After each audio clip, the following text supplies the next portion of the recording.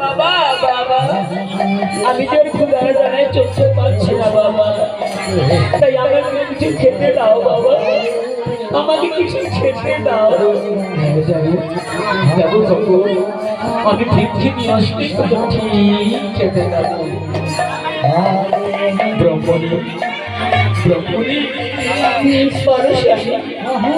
ব্রহ্মণী আজ আজ তুই সুন্দর করে ঠাকুরই কবিতা মনমুখানা সুন্দর করে পরিষ্কার করে রেখে নেই, আর আমি সে কবির সেবা পুজো করি, আর সেবা পুজো দিয়ে তারপর আমরা নিজেরাই সেবা করবো। আমার ছোট্ট ভক্তই কি আমি সেবা করাবো, খেতে গাবো, আমি নগরে ভিক্ষে করতে চাই। আমি চললাম আমি চললাম নগরে ভিক্ষে করতে। আমি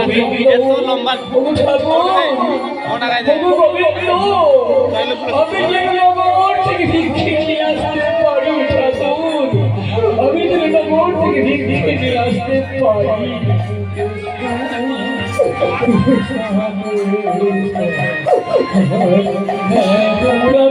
আমি যেন ভালোভাবে সেই নগর থেকে ভিক্ষে আসতে পারি।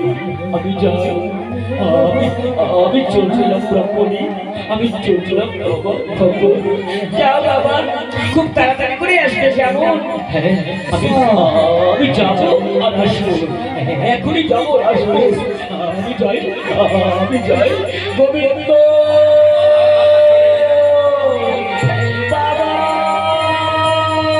বাবা মা মাগো, বাবা চলে গেলে সে নগরে ভিক্ষে করতে, না জানি বাবা আমার ভিক্ষে পাবে কি না।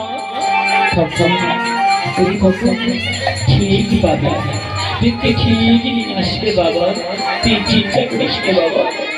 এখনই এই হয়তো বাবা নগর থেকে ভিক্ষে করে নিয়ে আসবে।